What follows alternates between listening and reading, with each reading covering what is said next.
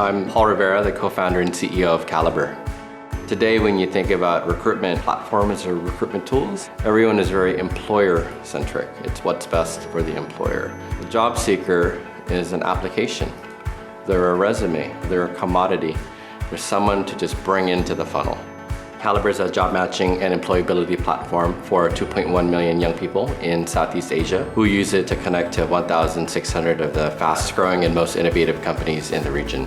We've created assessments that allow you to really demonstrate aptitude and potential in a wide variety of very valuable skills of today and of the future. Our philosophy is the candidate is now the customer, because candidates, particularly those with great skills, have the ability to bring those skills anywhere they want. And if you make it difficult to apply, to engage, to hear back, I'm going to bring my skills elsewhere.